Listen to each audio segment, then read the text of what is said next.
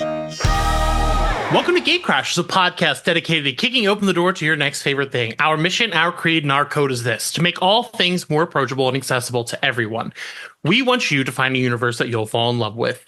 Today, I get to talk about an image book that is coming out on June 25th that I am unbelievably excited for. If you caught my review a few weeks ago, the book is called News from the Fallout. I am joined by the writer. You may also know his work from That Texas Blood, Far Down Below, Green Arrow, and Ultimate Wolverine, Chris Condon. I am also joined by the artist, whose work you may know from Notes from the Shadowed City, The Thousand Demon Tree, The Mountain of Smoke, which is a sketchbook of his work. Please go check that one out. I really do love that. He also did an absolutely fucking killer variant cover of Absolute Batman. I just needed to note that because it is probably one of my favorite Absolute variants. Just fucking rips. Jeffrey Allen Love, how are you both doing this evening? Doing a whole lot better after that introduction. Yeah, great. I've been so excited to talk to both of you. This book is something. It's something else. I've got a lot to get into, so I don't know how well both of you know me, but I am a pretty hard-hitting journalist, so I like to start out all of my interviews with some tough, hard-hitting journalism, so I hope you're ready. What is your favorite sandwich? So it depends on the classification of is a hamburger sandwich. You want to play this game? I'm going to play that game. Anything? I think that if you were to go to Lewis's Lunch in New Haven, Connecticut, which is the origin of the cheeseburger or the hamburger, they call it a sandwich. So anything that you can take your hand, and you can't see this because it's not who knows, maybe the video of this will come out. Anything you can grab with your hand and eat like a sandwich, I consider a sandwich. So a hot dog, I'll say it's a sandwich. You know why? Because we're welcoming of all things here. Okay. All right. So I will say a cheeseburger then. I am a cheeseburger connoisseur. I will say a cheeseburger hands down. Well, if that's the criteria, cheeseburger. If not, I probably would say classic BLT. That's the. Well, if you're whipping out the birthplace notes and all that, at least give me like a specific cheeseburger. There is a cheeseburger in Hackensack, New Jersey called White Manna. And it is absolutely one of the finest cheeseburgers you will ever eat. It is a slow cooked slider with onions, pickles on the side, cheese, and just ketchup, mustard, and just it's excellent. I've had the grandiose cheeseburgers, with miles of onion rings on top and et cetera, et cetera, et cetera. But yeah, simple is better. Yeah. And that's my opinion. Jeffrey, what do you got? The hard act to follow. I would say my favorite sandwich ever is more of a specific sandwich in time rather than a type of sandwich. I drove from Colorado to New Orleans once with a couple of friends. We drove all night. We got pulled over by the cops twice.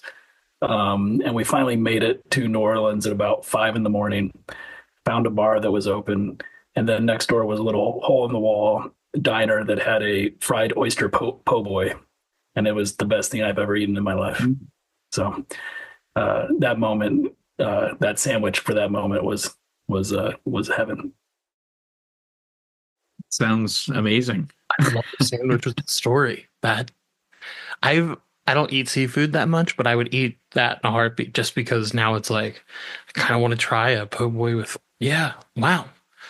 All right. Well, being that this book is pretty horrifying, and I assume both of you have asked people have asked you about your horror origins, but I'm someone who is more interested in what you're afraid of or what sticks with you from horror. What is a horror sequence from any book, film, game, comic, movie, whatever you've got? What is a horror sequence that has stuck with you the longest? Jeff, you want to go first? Sure. Man, there's so many. And there's, but I think that if I was going to pick one, it would be the first time I read Brian Evanson's Last Days, which is a story about a investigator who has his hand chopped off while fighting a suspect. And then because of that mutilation, he's invited to investigate a crime, sort of like a classic detective being invited to a sort of like cult to investigate a crime against their leader. And he finds out that the cult is a cult of mutilation. So everybody is sort of ranked upon how many digits they're missing, how many hands they're missing, how many arms they're missing, and you're like a 6 or you're an 8. If you're a 2, you're nothing. And this sort of building horror really has affected me ever since I read it. And it's just one of those stories that I reread over and over. And I was actually lucky enough to get to do the cover art for the French edition last year, which was a crazy coincidence. But that's a book that sticks with me. And maybe another would be Peter Straub in I think it's Ghost Story, where he's driving with this creature that might be a little girl and might not be. And it's just the weirdest, strangest, back creepy feeling opening sequence ever. So those two books, I would say, like Peter Straub, anything he writes really, but the opening prologue of Ghost Story, I think it's Ghost Story, and Brian Evanson, anything he writes too, but Last Days especially, are really stuff that sticks with me. Ghost Story is great. Yeah. That was a good choice. For myself, I'm gonna go with a cinematic sequence. The family dinner in the Texas Chainsaw Massacre. I think that. So I'd seen it when I was a kid, 12, 13, and I mean, I thought that it was a fantastic film. Scary, visceral. But rewatching it as an adult, probably with a decade in between viewings, I realized at that scene that I was leaning forward in my seat, that this sequence was so deranged, so weird and awful, and just it was just so surreal that it just so really hit me that this thing had just invited me in, and I was now a part of that dinner. It was like I was sitting at that table, and it was a really interesting experience watching that. And I mean, a lot of people throw around the term, what's the greatest horror film of all time, and I really have to say the Texas Chainsaw Massacre. And so I just really truly think that it's on another plane, because it's not afraid to be strange, weird, different. That is also, there's the hook scene in that I saw when I was 7, when he puts the girl in the hook in the kitchen. I couldn't watch it again until I was in college because I was so legitimately afraid of it. Because as soon as I saw it, I was standing in front of my TV, face to it, and I just had to change the channel as fast as humanly possible. Yeah. Never went back. I was too goddamn scared. Now I watch it all the time. Now, this book is very different from all of those things. Actually, let's ask you, what was your kind of, if you had to pitch this to someone in an elevator, how are you pitching this comic? Curious what Jeff would say. I would just say 2 words. I would say apocalyptic Americana. But Jeff, if you want to. Yeah, something that I've learned from this is that Chris is the one with the way with words. And I really enjoyed, even though I write, he really has a unique voice in the way that he not only writes the stories themselves, but the stuff around it, the pitches and all those things. And so it's an education for me doing that. It's hard to say an elevator pitch with a comic, because it's almost like it's unfair because I do art, so I can just show them a picture. and they can get it. They can get the mood, they can get the vibe, they can get so much from one single image. So it's almost like my elevator pitch would be to show them like the cover or the painting or a panel, and that can get across a lot of what the vibe is, because I think it really is like uh, a joining of forces where what Chris wrote and what I've done with my art, I think really are singing with one voice at times, and it's really exciting to see. And I hope that it's interesting to see that it's resonating with people who are getting to see it, and that people are excited about it. And I think that the issues are getting better. So it's fun to hear you talk about how the second issue really changed it for you, and then it's like, man, just wait till he sees the third issue, like, and the fourth, because I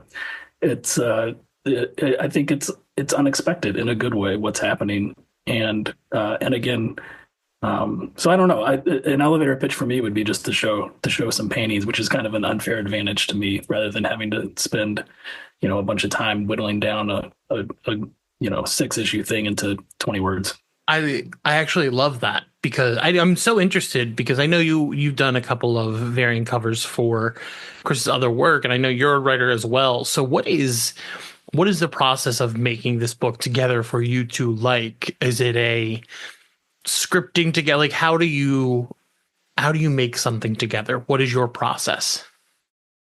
Well, I mean,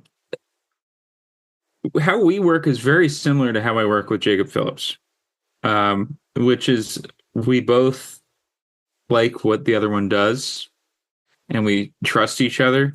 And so we both kind of let each other do the thing that we do. So I will go off, I'll write a script, I'll hand it over to Jeff, and I just trust and know that he's going to nail it. He's going to get he's going to get what I wrote and what I was thinking, and then we'll elevate it and push it into a whole new stratosphere. And that's literally happened with every single issue. There's something that happens in issue 3 that's a double page spread that, I mean, when I wrote it, I was like, ooh, that'll be really great. And then when I got the page from him, it's even better than I could have imagined. It's it's something that could be a piece of art on a wall. Obviously a really grim, gritty, dark thing to put on your wall, but it would be a wonderful thing to put on it's a piece of art. This is and that's how I feel about the entire book, is that it's a piece of art. And I'm getting off of the subject, but Jeff, if you want to chime in. Sure. Yeah, no, it's I think there's a lot of trust, and the reason, I'm 47, and this is my first comic in comic book stores, and I could have probably done it earlier, but I really was waiting for and searching for the right writer to work with, and doing the variant cover with Chris and reading that Texas Blood. I just got this feeling that this is someone that I would love to. I just really felt a kinship to the writing, and I just knew that he was probably someone that would work well with what I do and see the possibilities. And so it's Chris sends me a script and I read it and love it, and then I just start taking it apart. And it's very much from my illustration sort of background and training, it's just a series of steps. Like, it's that you start out with like the dumbest possible solution, and you work your way towards a better one day by day, and paint and try to make it as clear but also as interesting as possible. And it's really exciting to work with someone who is not micromanaging and looking over your shoulder, but is trusting you to do your best work. And that trust, I think, I think Chris's job doesn't stop when he sends me the script. He's my therapist for the month that it takes for me to do the art. Probably more so with the first issue. I think I've calmed down a little bit as we've gotten further in, and it's a little more fun probably for Chris to respond to my text messages.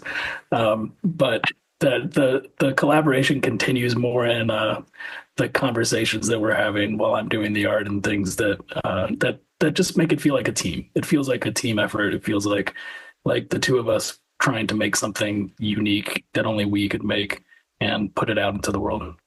Yeah, I actually, I kind of had just a really dumb realization, but because I've been doing more Big Two work, working on Green Arrow and Ultimate Wolverine, which are obviously, arguably bigger books than my indie books. But we're working on this website that we're going to be putting out there pretty soon, and I just kind of had this realization. I'm like, this is just so much fun. It's just so much fun. It reminds me of why I wanted to do this in the first place. And I enjoy doing the Big Two work. It's like playing with toys, but at the end of the day, those are somebody else's toys, and these are mine. And it's so fun to be in that sandbox with Jeff and just be playing and making this thing, and having the camaraderie that we have, and just chatting and bullshitting and just being ourselves. And I think that at the end of the day, I do think that will probably help elevate the material for us, because we care about it. We care about the stuff that we're doing, and we care about each other, and we care about the work that the other one is doing. So I think at the end of the day, that sort of camaraderie, that playing in that sandbox, is just going to elevate the material for us. Yeah, I often forget that we're doing this for other people. Like the process has been so long, like that we've been working on this, that we had 3 issues done, or maybe, or at least the first issue. But I'm working on the 4th issue now. But we have so much work done before it became like this, where we're talking to press and doing different things. And for a long time, it was like I forgot I was getting paid for it. I forgot that I was like, there was no reason to make it other than it was fun. And that's something that I really have always in my career wanted to do, is that my career has been a series of revelations of what I should be working on. And it's always work that is important and meaningful to me. And that definition kind of always is evolving. And so making a living at art, which seemed like the dream for so long, really wasn't, when you're painting a hamburger being shot out of a cannon and you're like, why this, like, sure, I'm making a living at art, but is this really like what I want to spend my life doing, and my legacy that I want to leave behind? And so I think that that's something that tells me that this is the work I'm meant to be doing, is that I'm just having so much fun that it's like, I'm not thinking about the money. I'm not thinking about anything other than I have this great friend I'm making cool stuff with, which is really, like, that's a great way to spend your life. Yeah. I was just talking to Brian Level about a thing for that Texas Blood. He asked me about the paper that we printed on and how expensive it was, and for the trades. He was like, it's really nice paper. I was wondering what stock you printed on. And I told him, and he asked me how much it was, and I was like, well, or if cost affected our choice. And I was like, we don't care about making money, which is maybe not the best thing, in terms of business sense. But at the end of the day, we want this thing to be cool for us. We want it to be good for us. This is, at the end of the day, we're readers too. We enjoy this stuff, and we're making it as much for ourselves as we are for anybody else. And I never think twice about the cost of something, because if it's right for the book, it's right for the book. If we have to be in the red for a while, we'll be in the red. But this is what we should do. And I hope I'm never, cutting corners just to make a penny or save a penny, Sorry, the answers you all both just gave were incredible.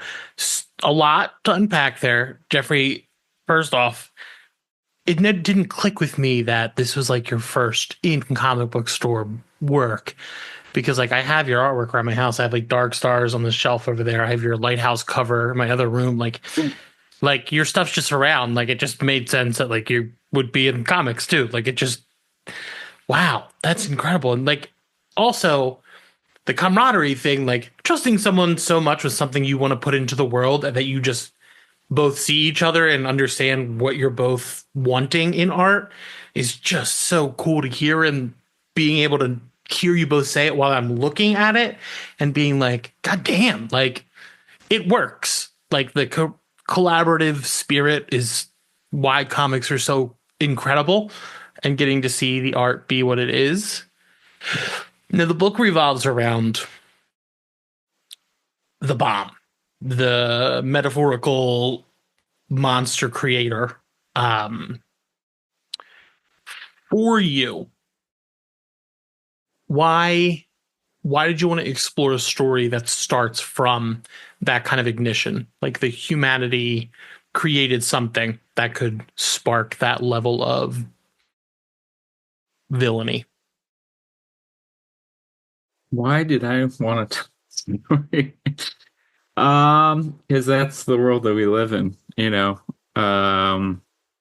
Hate to sound bleak there, but that's, you know, we're living in a time where a supervillain is the president of the United States, you know. I mean, you look back at the history of the United States and, you know, I love where I live, but there's also a dark history that a lot of people want to erase. What Alan Dulles did at the CIA would be a war crime in any other world. And in a story, there would be comeuppance for the things that they did.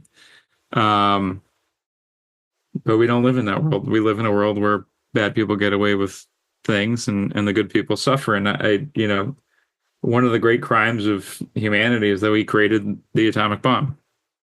And we dropped it on 2 cities in Japan, you know.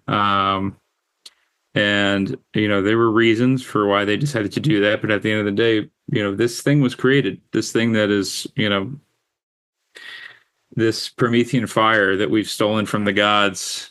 You know, it's a hard thing to wrestle with, and I think that that's at the same time that creates an interesting story.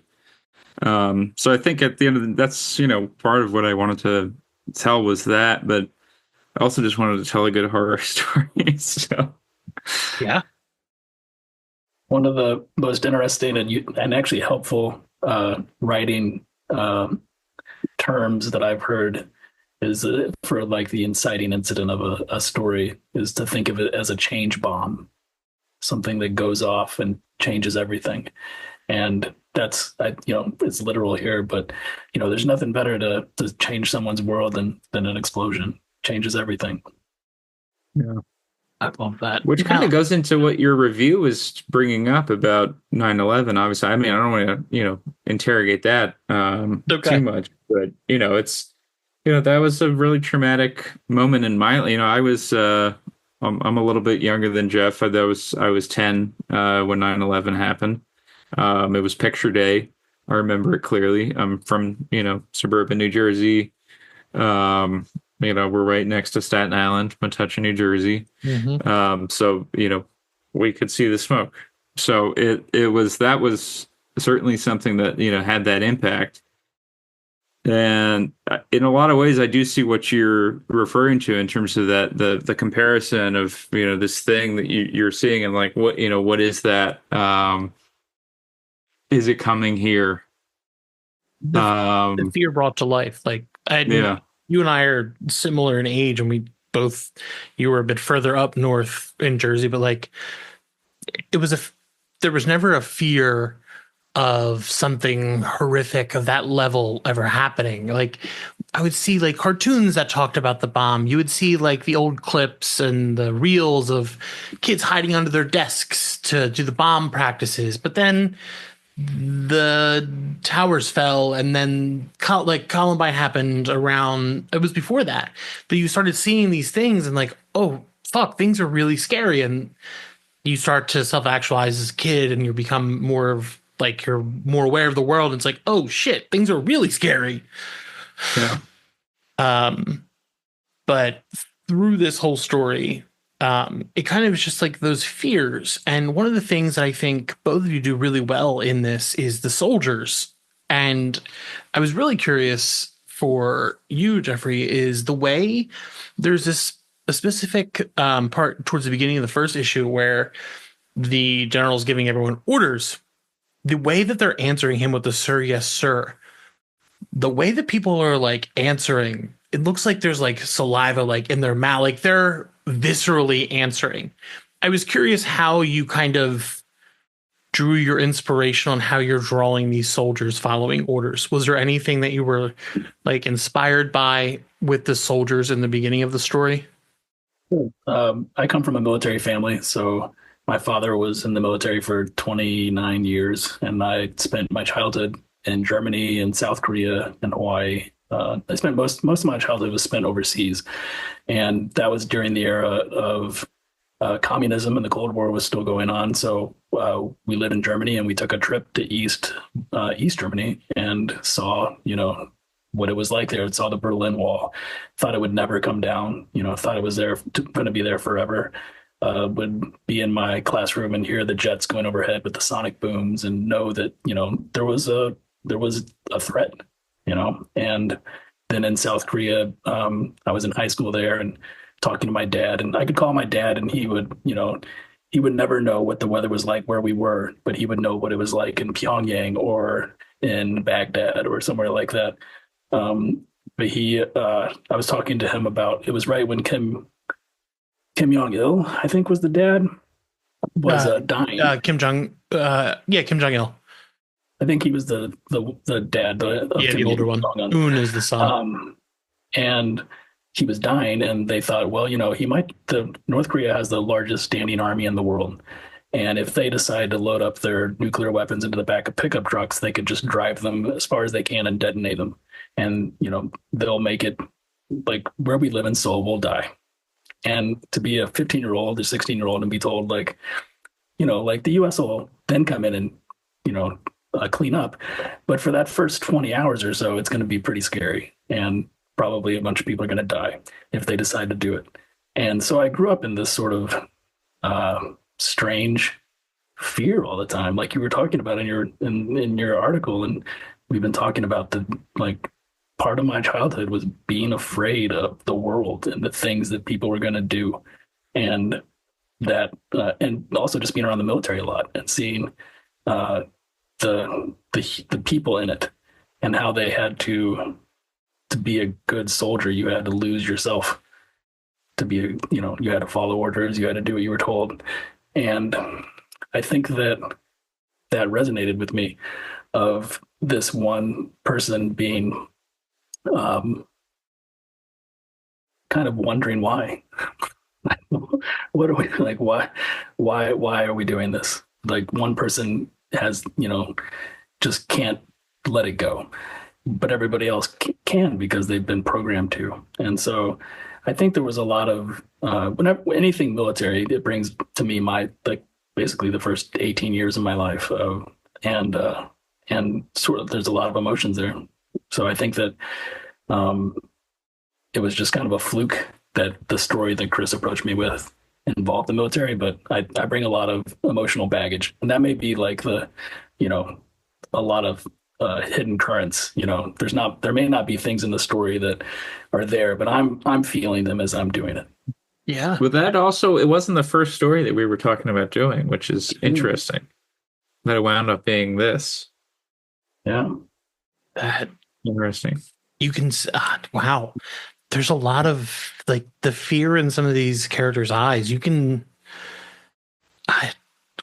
I'm trying I do this often, but I try not to sound like I'm kissing up, but there's real I love your art. And I'm curious, when you're working on this book, what kind of materials are you working with? Because I'm not an artist. I don't know how to talk towards these things. I try my best, but are you using charcoals and things like that? Because there's a lot of darkness and emotion through here.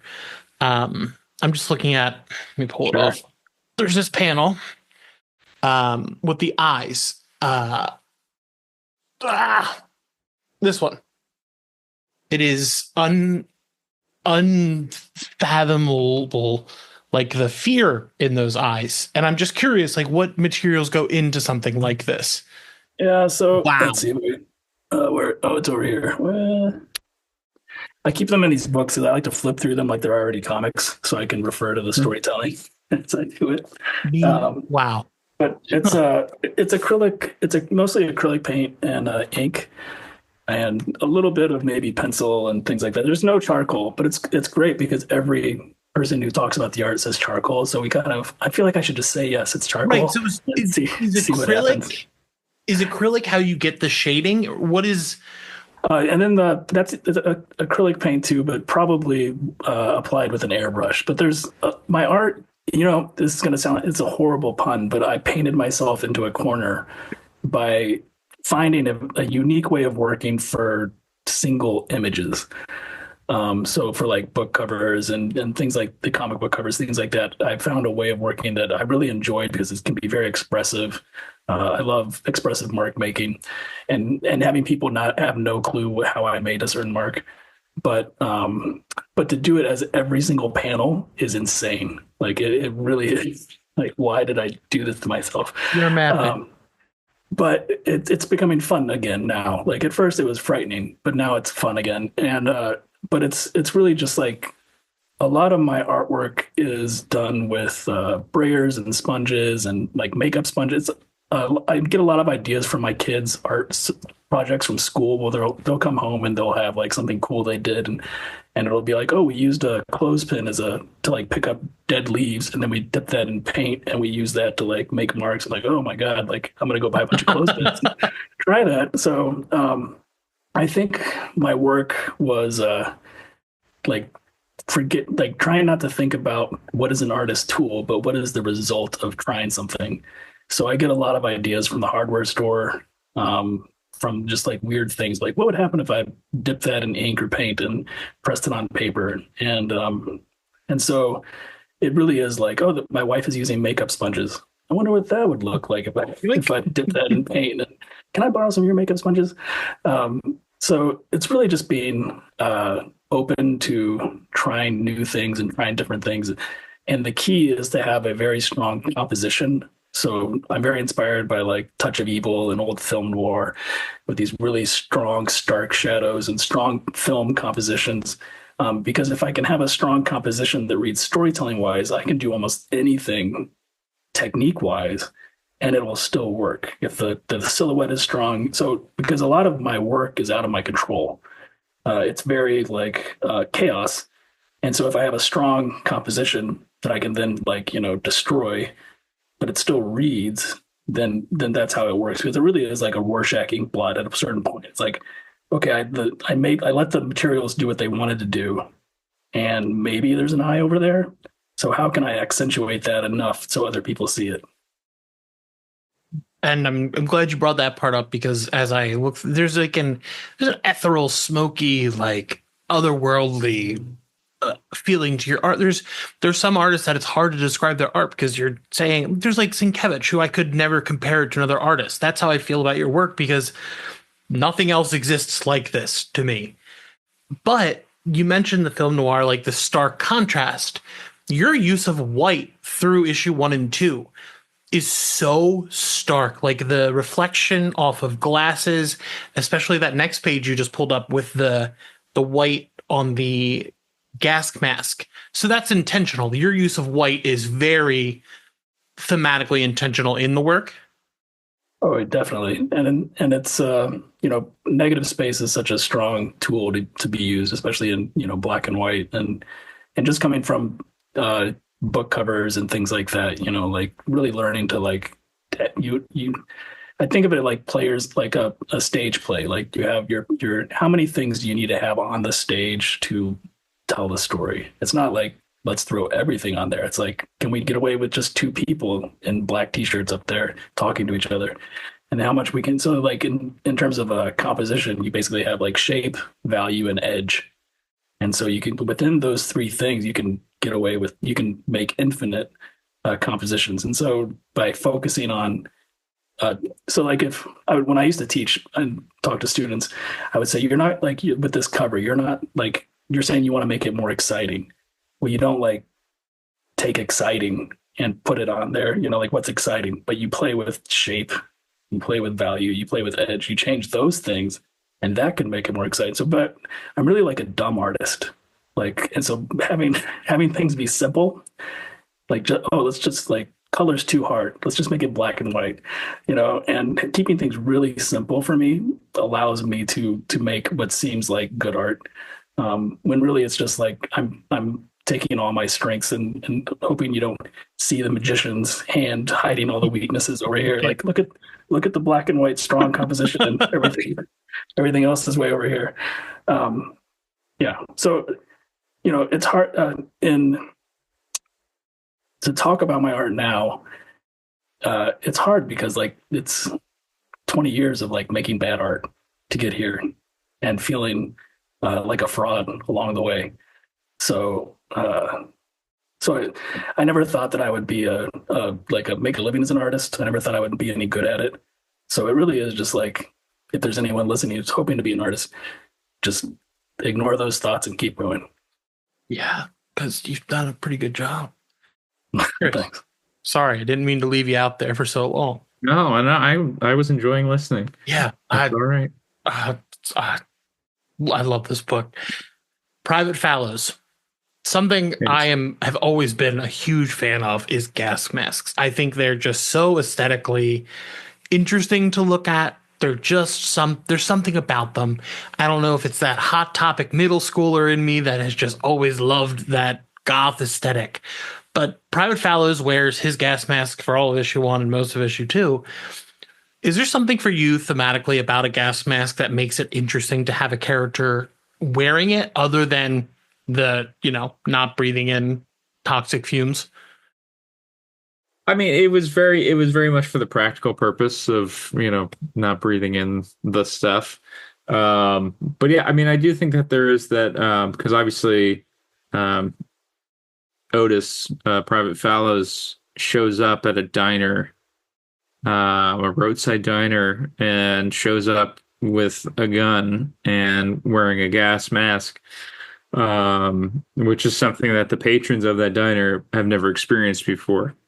And that there is that sort of that other aspect of it. This, the mystery of this person, their humanity is hidden, which is something that, the creations of man helped develop. I mean, we wouldn't have gas masks without, the chemicals that man created, that created a necessity for a gas mask. But, I think I largely was thinking about story rather than meaning with the gas mask. But Jeff was actually, he found the specific gas mask that was perfect for the book. I mean, I don't know if you want to talk a bit about the gas mask, Jeff. I'm sure you have something interesting to bring to it. Well, I think I'm always really happy when somebody.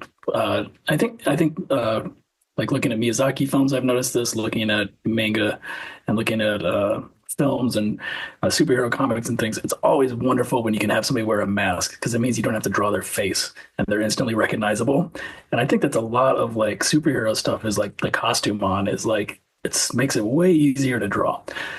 So I really like the iconographic look of it. And there's a lot of really great gas masks in comics history. And the one that sticks out to me is the I'm going to mispronounce it, but the Argentinian comic, The Eternaut, that was drawn by Alberto Breccia. And I just always loved that. It was just such a stark, creepy thing of sort of like this post-apocalyptic guy walking through a wasteland with a gas mask on. So I'm always kind of looking for, as an artist, visual things that can be sort of like iconographic things that can sort of stand in for the character. And so the gas mask for me was like it's like horns, it's like a great design element. Like there may be no reason for me to keep drawing all these horns on things, but like I just love the way that they sort of are design elements. And the same thing with the gas mask. It was a great way to sort of have a shorthand for the character for me. Love it. I'm trying not to get into issue two too much, but as if you've read my review, I'm asking you, please, when you pre-order this book, pre-order issue 1 and 2. Issue 2 mind blowing. Issue 1 is fantastic. Don't get me wrong, but issue 2 I think is one of my favorite horror comics ever. There's something about it that is so unique that I have not seen in other horror comics. But there is a scene with Mad Rob Collins, which is, it is, I shouldn't be laughing, but it is uniquely funny in the situation that it is in. For you as a writer, Chris, where do you think there is a balance amongst the horrors for something a little bit crude and a bit funny? Because horror always goes well with comedy, but where do you think something a little bit out of place fits into a story? I think one of the great things about horror is that it really plumbs the depths of humanity, and humanity has all these facets to it. There's, it's not a flat surface. There's nooks and crannies, and that's one of the things that I think's interesting. You can have, a person in your life that you've known for 15 years, and then you find out a secret about them, and it's like, you did what? There's these things that are, I think that it helps to reveal the truth about people. And I think that's, it walks hand in hand with horror. Because I think horror does that too. I think that, obviously that's how, society, through popular culture views a lot of, or interrogates itself. Whether you're talking about Night of the Living Dead, even the Texas Chainsaw Massacre, I think that that's something that horror does very well, and I think that what you're saying about crude characters, I think that is also interrogating a time and a place and a certain kind of person. And yeah, I think that there's just an element of trying to find the truth in that. It's a very funny way to open an issue. I was like, Jesus. I was not questioning it at first.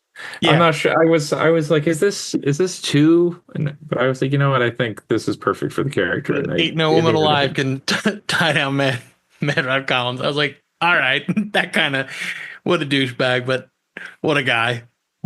Now, yeah, no, that's the thing, is that I think you can kind of identify, you can see something in that person and go, I know somebody like that. Yeah. And that's at the end of the day, I think that's what I mean by, finding the truth of characters of the story. I'm also of the belief that in something like a zombie story, there are heightened versions of people. You have to do a magnifying glass on society, or else it's not going to ring true as satire or anything like that. But before I let you go, I am curious. There is 2 pieces of back matter in issue 1 with a very beautifully laid out letter and a menu. Who made those? Because I really love everything that goes into issue 1. The design, everything is just so well done. I was curious who did the back matter for issue 1. Yeah, so that's a guy named Michael Tivey. Mike is a good friend of mine. Mike has been my best friend since preschool. And we quite literally drew and wrote our own comics growing up. Our mothers were best friends. And so we spent all of our time together. And so, when I got into comics and was finding some success, I started bringing Mike in on certain things. He did some back matter pieces for that Texas Blood Volume 2. There was an Eversol transcript of a phone call that Mike helped design. I forget why. I think Jake maybe was behind schedule or something. There was some reason that Mike came in to do that, but he did an amazing job. And then also he did it was a sideshow poster that we used to advertise the Enfield Gang Massacre, because the Enfield Gang Massacre opens with this mummified version of the character that we meet later on as Montgomery Enfield. And so coming into this project, it just seemed like such a great way to include Mike would be, because I knew I wanted to do back matter. I always like doing back matter. I always find it to be an interesting aspect of comics, is that you can dive into the world further via back matter. And just thought Mike would be really great for it. Luckily, he had the time to be able to devote to it. And we literally sit in the room together and we just make each of these pieces together. Wouldn't this be cool? I'll throw in like, what if we do this? He'll be like, oh, what about this? And that's how we do it. We're literally sitting there together doing this on a computer screen. And it is very much like how we did these things growing up, which is just there's something kind of wonderful about that, But yeah, no, he's doing all the design inside of the book and the back as well. But yeah, that's those two pieces especially. I mean, issue 2 each issue is gonna have back matter.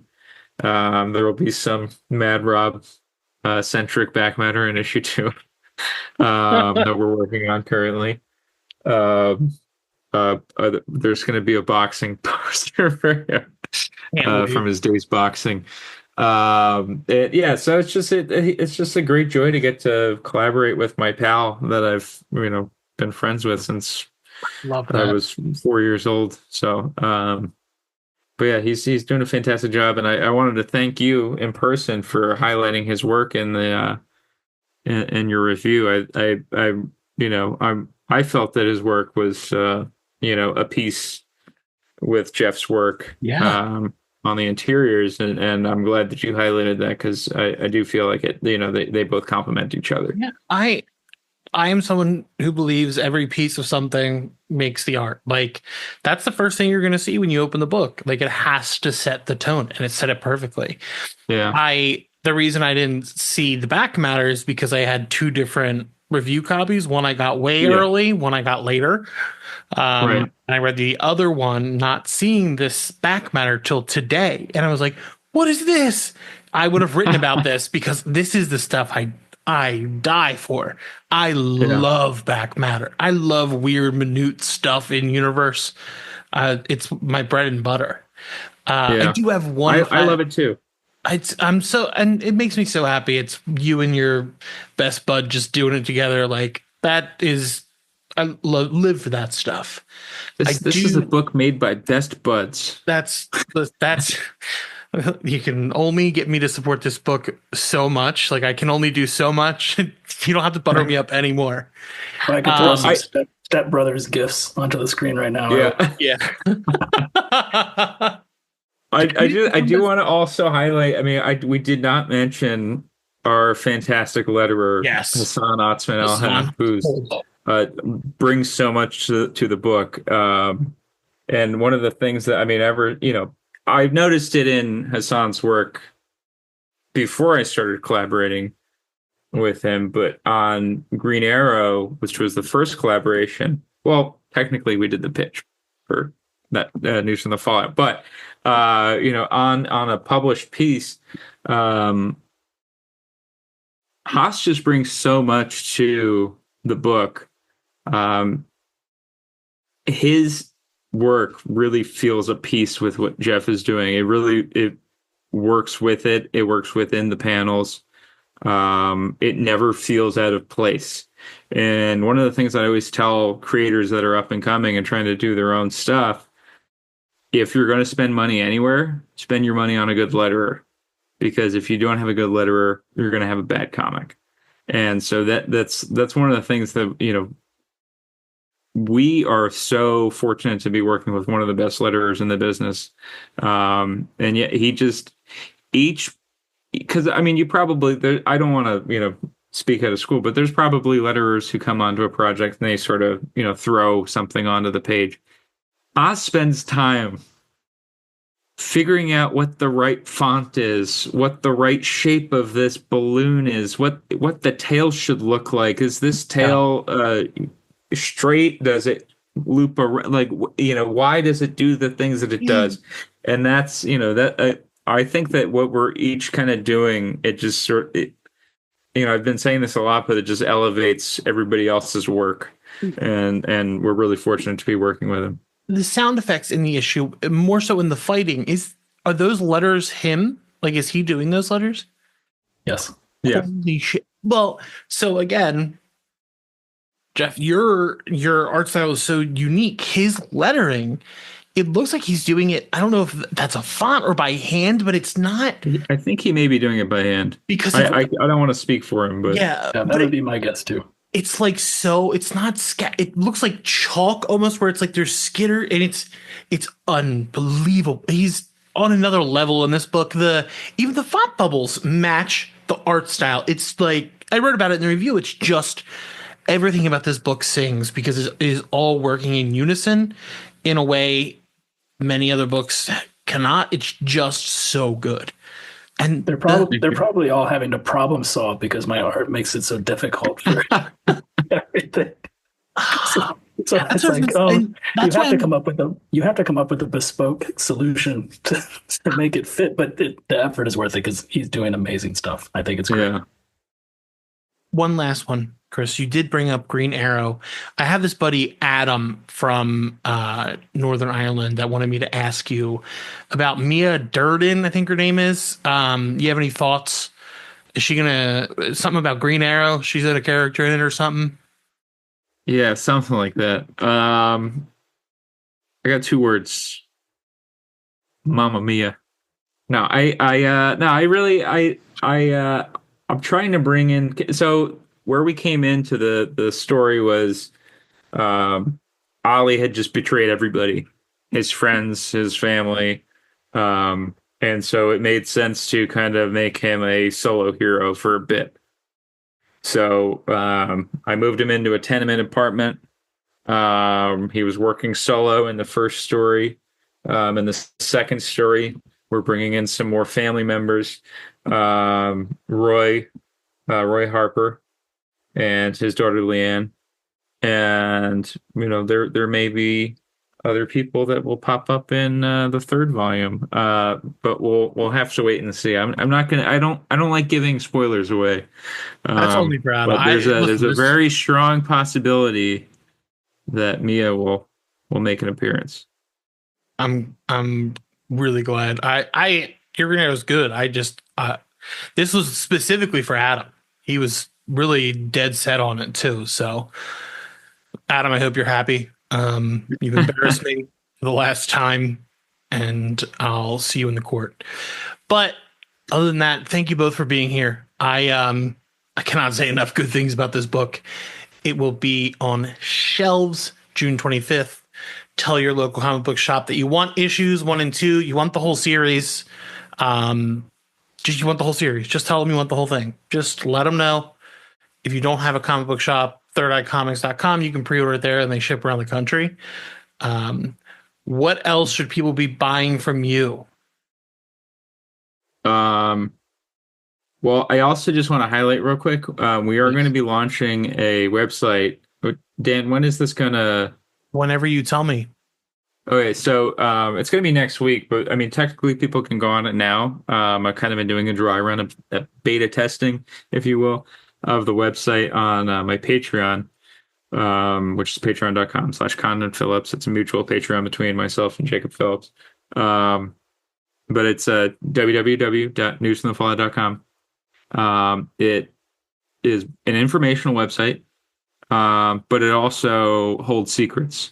I grew up with that wonderful J.J. Abrams viral, all that viral stuff. I remember there was a trailer for a movie called The Poughkeepsie Tapes, and I don't know if the movie was any good. Didn't end up seeing the movie, but the trailer looked like this thing that just crawled out of hell.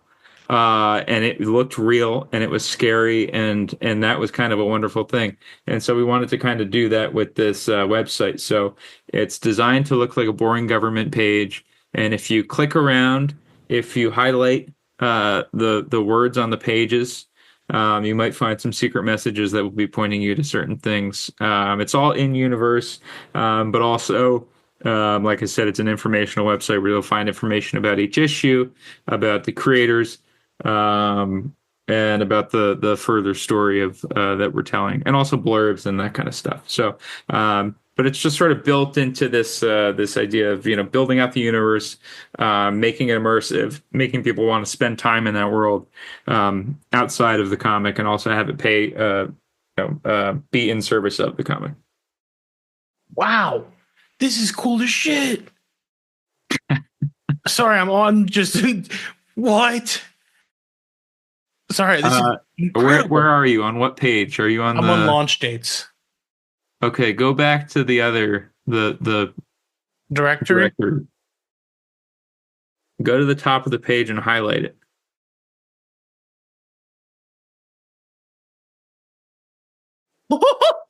That is so cool. That is God, I love that. This is the stuff that is so cool. Like, yeah. Well, I hope people check it out. There's voice messages from General McCoy, and there's a pick. You could pick up a radio signal from Otis. There's lots of fun stuff on there. So, damn, I'm gonna have to play around. This is the stuff I live for. I love when people put the extra fun with their books. I'm getting paid for none. Yeah, I was gonna say. So that's where all the money went. Yeah. Damn. I am. Yeah, I'm just out money right now. But you know what? I don't care. I love this. I'm having fun doing it, and I will love the game. I will continue to do this kind of stuff because you know what? I'd be doing it anyway. What books should people be what should people be picking up from both of you to help support your crippling addiction to spending your own money on your stuff? Well, Jeff has a new book. Let Jeff talk. I'll go grab it while you talk about yours. Okay. I have I'm writing Green Arrow at DC. That's coming out currently. I am writing Ultimate Wolverine at Marvel. Issue 5 just came out today.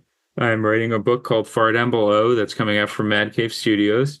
Jacob Phillips is on the covers. JJ Shaw is doing the art in that. And I have a book called The Goddamn Tragedy that is out in a month from Oni Press.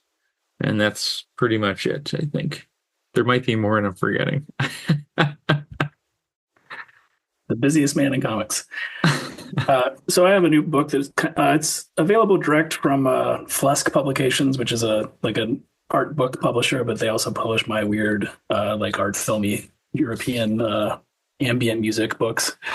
And so The Last Battle at the End of the World is out now direct from Flesk, and it will be available worldwide through your favorite local bookstore at some point later this year, depending on the world. And there are also new extended editions of previous books of mine, The Thousand Demon Tree and Notes from the Shadowed City, which include way too much information about my personal life and pictures of my studio and things about my process. So anybody that's interested in how I make art, there's stuff in there where I talk about what I use and things like that. So those are, I think of those books as my art films, my ambient, like Brian Eno soundtrack stuff, where it's more mood than story.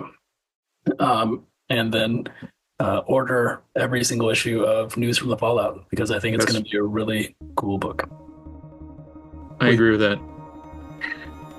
Well, you can find us at gatecrashers.fan, where we do all of our reviews, analysis, interviews, and all that good stuff.